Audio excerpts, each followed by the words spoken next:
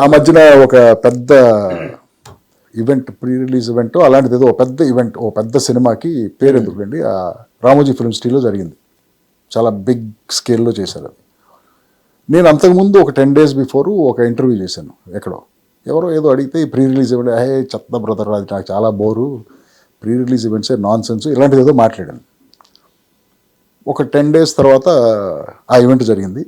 దానికి ఒక 2 days తర్వాత నేను అప్పుడు మాట్లాడింది, ఈ ఈవెంట్ రెండు పక్క పక్కన పెట్టేసి నేను దీని గురించే అన్నట్టు క్రియేట్ అయిపోయింది.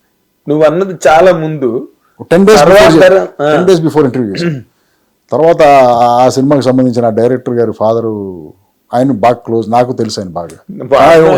వారణాసి సినిమా ఆయనతో కలిపి, సార్ మనాడితో చెప్పండి, నేను దానికి దీనికి సంబంధం లేదు సార్, ఇది ఎప్పుడో 10 రోజుల ముందు చేశాను ఆ ఇంటర్వ్యూ, లేదు లేదు బ్రదర్, వాళ్ళు అలాగే చేస్తారు, వాళ్ళు చేయకపోతే కదా మనం ఆలోచించాలి, ఈ పక్క పక్కన పెట్టే కార్యక్రమాలు జనం రెడీగా ఉంటారు, అది చెప్పాడు. So they didn't take it seriously.